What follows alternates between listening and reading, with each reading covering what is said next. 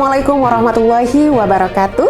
Halo pemirsa, apa kabar? Senang sekali saya Sinta Kurnia kembali hadir dalam program Padang Panjang Sepekan. Inilah informasi selengkapnya dari Studio Kominfo Kota Padang Panjang. Dibuka Wali Kota Fadli Amran yang diawali dengan pawai ta'aruf, Madrasah Diniyah Takmiliyah Awaliyah atau MDTA Masjid Hidayah, Kelurahan Guguk Malintang, Kecamatan Padang Panjang Timur, melaksanakan khatam Al-Quran. Kami dari pemerintah daerah mengapresiasi komitmen kita dalam betul-betul mengembangkan pendidikan agama Islam di kota Seri Mekah, Kota Padang Panjang ini. Kegiatan Khatam Al-Quran Madrasah Diniyah Takmiliyah Awaliyah atau MDTA Masjid Hidayah, Kelurahan Guguk Malintang, Kecamatan Padang Panjang Timur, diawali dengan pawai ta'aruf yang dilepas Wali Kota Fadli Amran. Dalam sambutannya, Wako Fadli mengapresiasi MDTA Masjid Hidayah yang sudah melaksanakan Khatam Al-Quran untuk ke-7 kalinya. Kehadiran MDTA ini menurutnya menjadi penting untuk memberikan pendidikan keagamaan non-formal kepada anak-anak dari usia dini. Khatam Al-Quran merupakan awalan bagi anak untuk menjadi pemimpin yang dapat mendakwahkan Islam di Kota Padang Panjang. Terakhir, Wako Fadli berharap pendidikan keagamaan yang didapat di MDTA bisa terus berlanjut di jenjang pendidikan apapun ke depannya.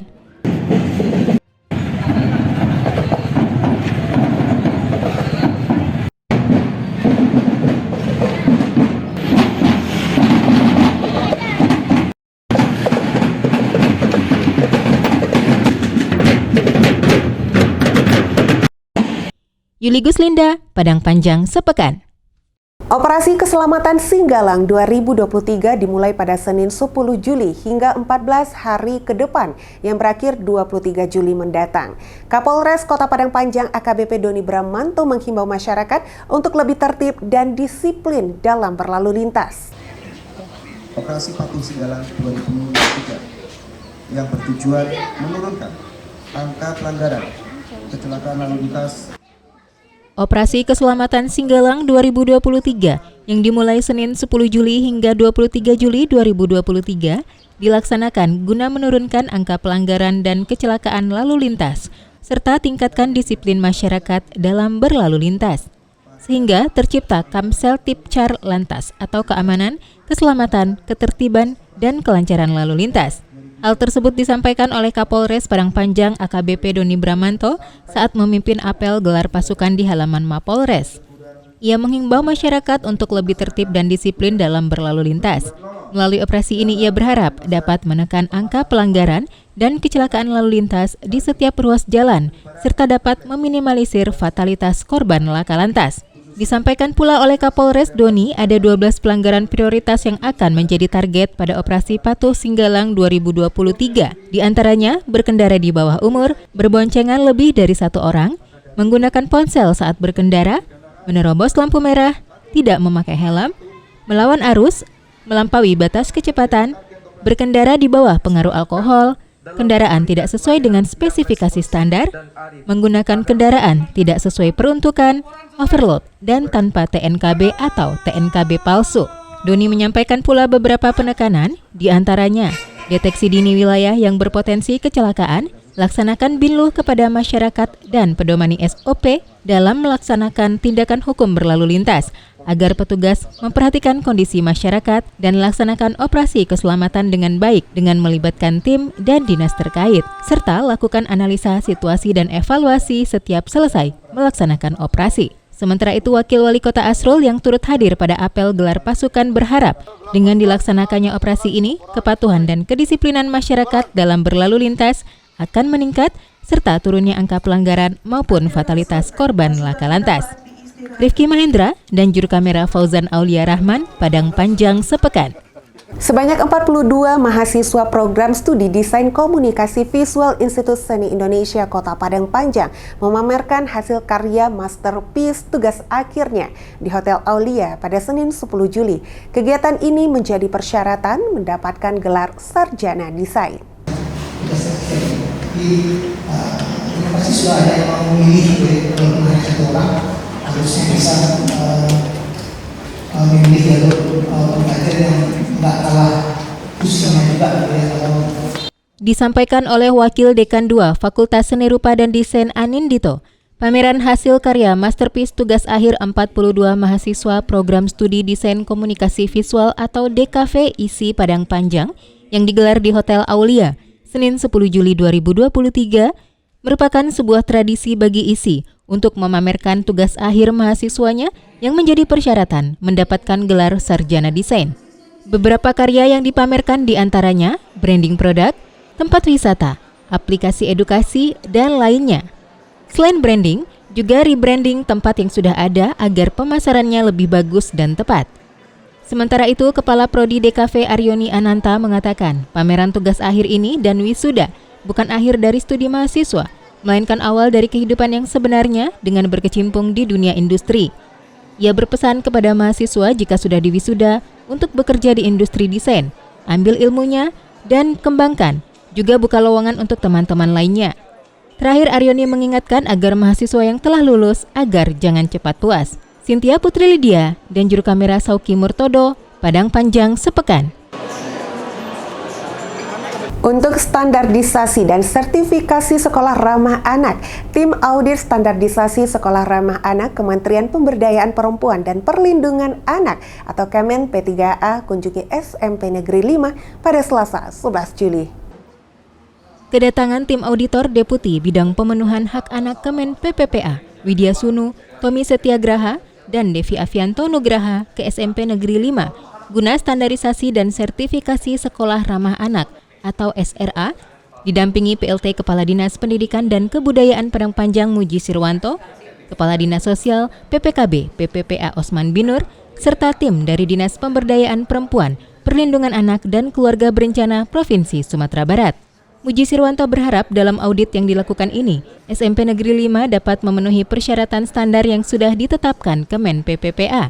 Pembinaan dan pendampingan untuk SMP Negeri 5 terus dilakukan dengan adanya tim monitoring yang turun ke lapangan per 3 bulan. Ditambahkannya, SMP Negeri 5 merupakan salah satu sekolah inklusi yang ada di Padang Panjang yang melayani anak berkebutuhan khusus dengan menghadirkan guru pendamping.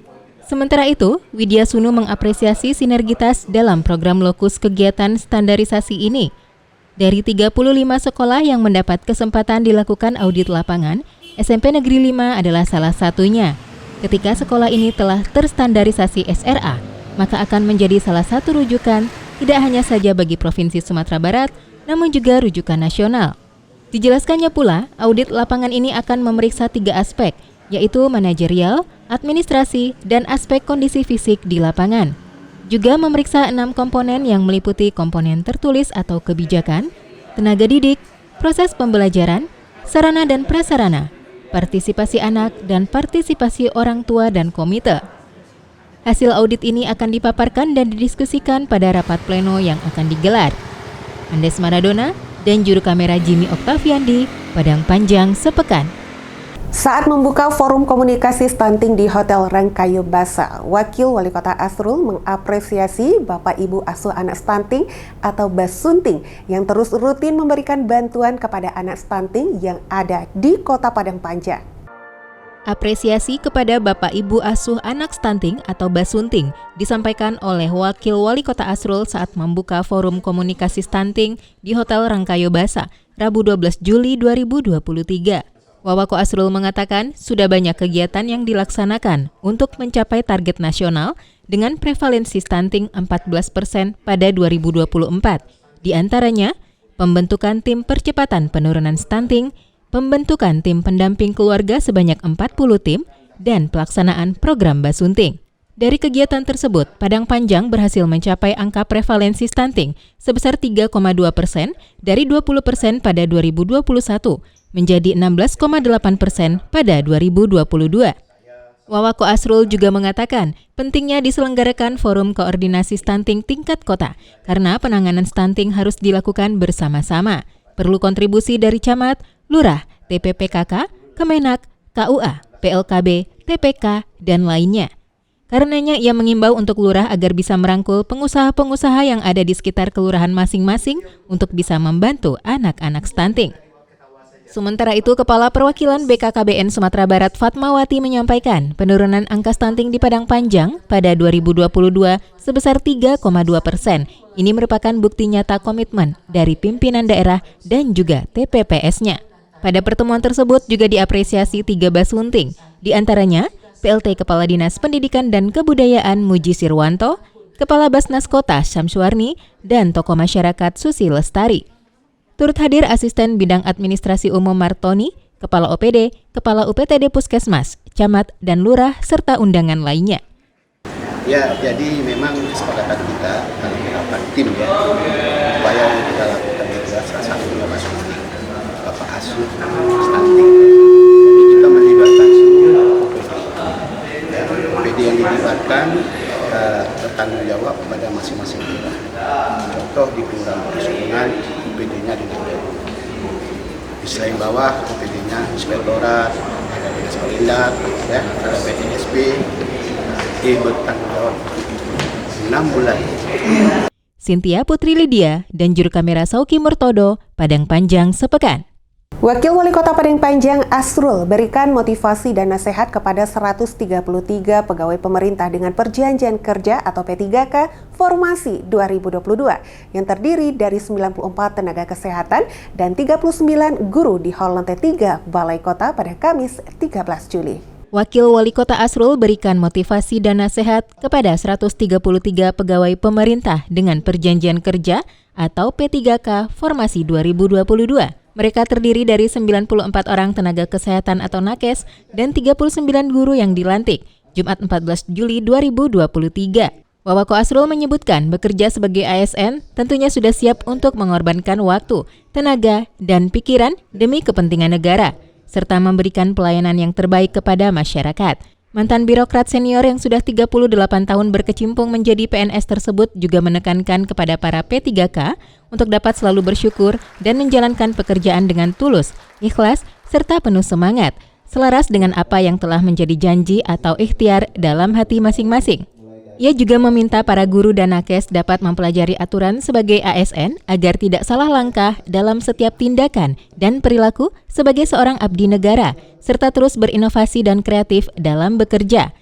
Terakhir, Wawako Asrul berharap P3K dapat konsisten untuk profesional memberikan pelayanan kepada masyarakat, baik dalam dunia pendidikan maupun kesehatan. Turut hadir pada pembekalan P3K tersebut Kepala Bidang Pengadaan, Mutasi dan Kepangkatan BKPSDM Zendra Permada, Rifki Mahendra, dan juru kamera Jimmy Oktaviandi, Padang Panjang sepekan. Polri Peduli Lingkungan bersama personel gabungan yang terdiri dari TNI, Brimob, Satpol PP Damkar, BPBDkes Bangpol, Dinas Pasar, petugas kebersihan Perkim LH dan masyarakat bahu-membahu membersihkan lingkungan Pasar Pusat. Kegiatan ini dipimpin Wakapolres Kompol Sofyan Effendi. Personel Polres Padang Panjang bersama TNI, Brimob, Satpol PP, Damkar, BPBDkes Bangpol, Dinas Pasar, petugas kebersihan Perkim LH, dan masyarakat bahu-membahu membersihkan lingkungan Pasar Pusat, Kamis 13 Juli 2023. Kegiatan bertajuk Polri Peduli Lingkungan tersebut dipimpin Wakapolres Kompol Sofyan Effendi. Dikatakannya, kegiatan ini melibatkan kurang lebih 200 personel yang dibagi di 5 lokasi yang tersebar di seluruh pasar. Sejumlah pedagang mengapresiasi kehadiran para personel tersebut. Adriandi, pedagang aksesoris, mengucapkan terima kasih karena para personel mau turun ke pasar untuk beramai-ramai membersihkan lingkungan. Menurutnya, kegiatan ini bagus dilaksanakan.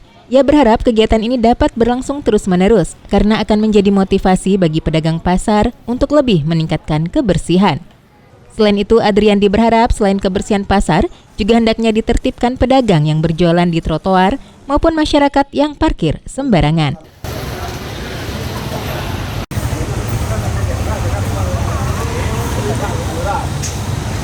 Yuli Guslinda dan juru kamera Fauzan Aulia Rahman, Padang Panjang sepekan. Pemirsa, liburan telah berakhir. Sudah waktunya anak-anak sekolah di Kota Padang Panjang kembali masuk sekolah. Tentunya seragam baru menjadi hal yang tidak terlupakan di tahun ajaran baru ini. Toko baju seragam pun yang tersebar di Pasar Pusat Padang Panjang menjadi primadona untuk berbelanja kebutuhan sekolah. Inilah liputannya untuk Anda.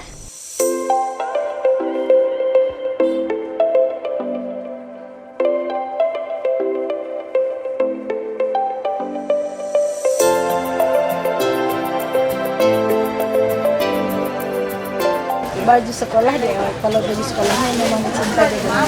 Kebetulan kami juga kerjasama dengan kami kan dari TKJH tuh, kami juga kerjasama buat baju basuh anak-anak.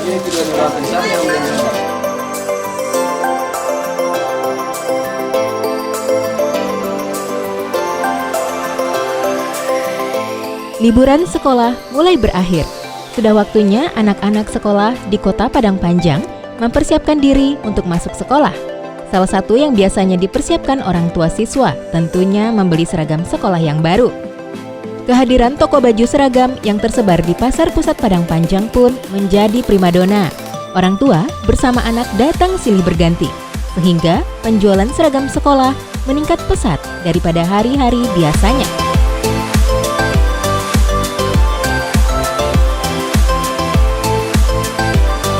Hal ini tampak di toko milik Ed Rizal, salah seorang penjual pakaian seragam sekolah. Ia tampak sibuk melayani pembeli. Penjualannya pasca liburan sekolah ini pun meningkat.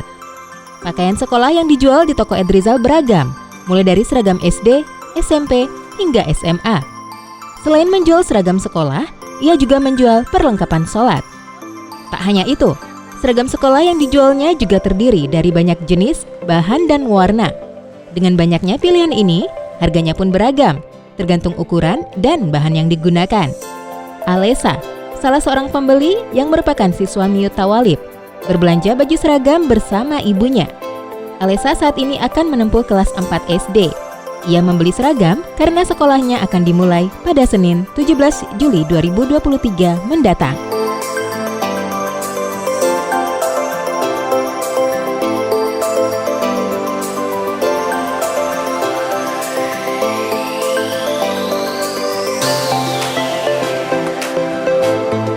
Putri Fadila dan juru kamera Sauki Murtodo, Padang Panjang sepekan. Tidak hanya toko baju seragam yang menjadi primadona tempat berbelanja di tahun ajaran baru ini pemirsa, toko buku di Kota Padang Panjang juga mengalami peningkatan omset penjualan. Seperti apa situasi jual beli di toko buku tersebut? Kita simak liputannya.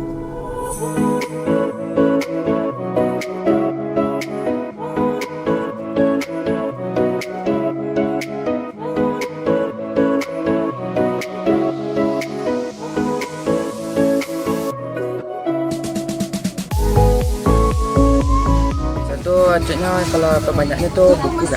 Oh, buku. Buku tulis ya Bang ya.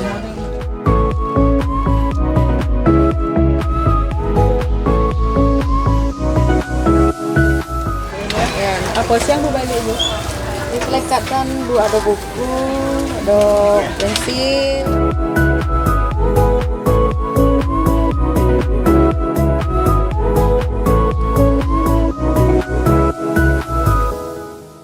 Memasuki tahun ajaran baru 2023-2024, toko buku di Kota Padang Panjang mengalami peningkatan omset 3 hingga 5 kali dari hari biasanya.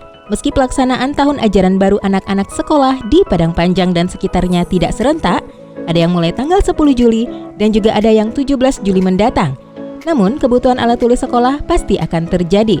Toko buku dan alat tulis sudah mulai dikerumuni orang tua dan anaknya untuk melengkapi kebutuhan sekolah. Salah satu toko buku dan alat tulis Albana terlihat ramai pembeli.